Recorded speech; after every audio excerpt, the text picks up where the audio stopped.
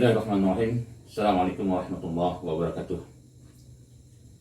Innal hamdalillah allazi anzala sakinah fi qulubil mu'minin liyazdadu imana ma imanihim walillahi junudus samawati wal ardi wa kana Allahu aliman hakima. Asyhadu an la ilaha illallah wahdahu la syarikalah wa asyhadu anna Muhammadan abduhu wa rasuluhu allazi la nabiyya ba'dah. Amma ba'du. Sahabat FPTV yang dimuliakan oleh Allah Subhanahu wa taala serta pemirsa yang sedang mengikuti acara pada kesempatan kali ini. Ini merupakan hari yang kelima di bulan Ramadan. Bersyukurlah kita kepada Allah Subhanahu wa taala masih memberikan kesempatan kepada kita untuk melakukan amaliyah-amaliyah yang luar biasa.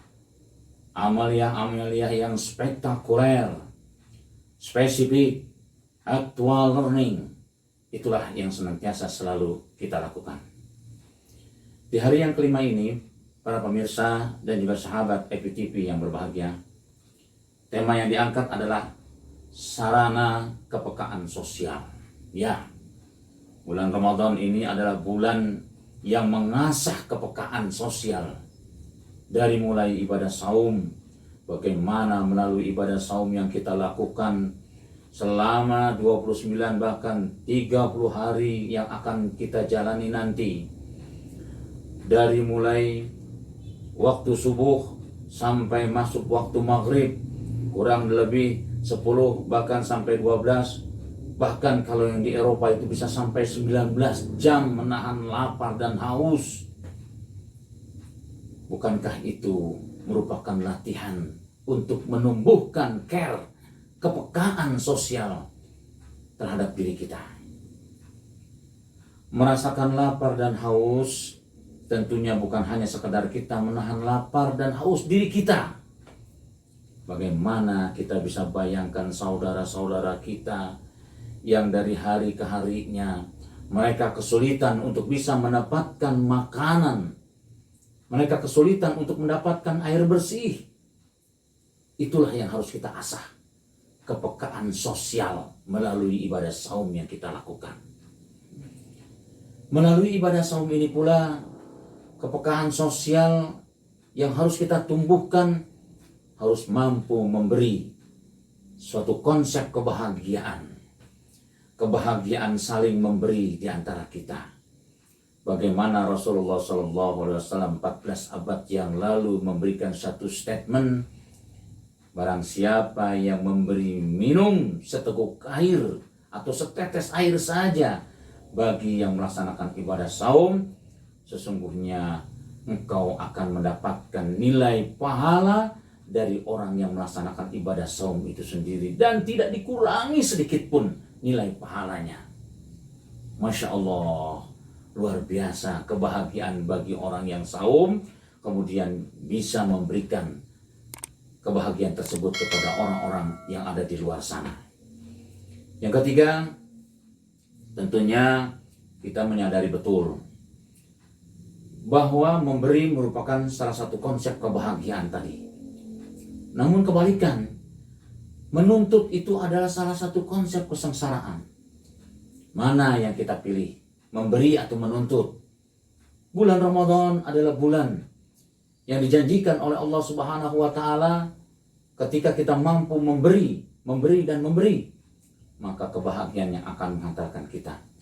Namun apabila bulan Ramadan justru kita jadikan bulan untuk kita saling menuntut satu dengan yang lain, ketahuilah, menuntut merupakan konsep kesengsaraan yang akan terus mengawal kehidupan kita. Betapa sengsaranya hidup kita kalau hidup selalu dihiasi dengan tuntutan dan tuntutan. Kemudian yang berikutnya, poin yang keempat, memberi merupakan sifat yang mulia. Memberi adalah sifat rahman rahimnya Allah Subhanahu wa taala. Bisa kita lihat bagaimana sifat rahmannya Allah.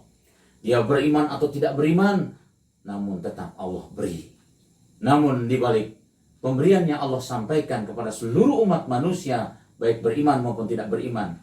Namun Allah secara spesifik punya nilai lebih kepada orang-orang yang beriman tadi.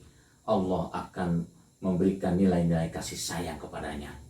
Di dunia Allah berikan kebahagiaan dengan nilai kasih sayang, dan di akhirat Allah berikan kasih sayang berupa surga yang luasnya seluas langit dan seluas bumi. Uiddat lil muttaqin.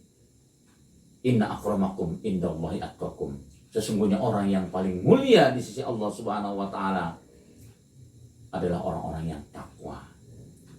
Memberi merupakan sifat mulia dari orang-orang yang bertakwa.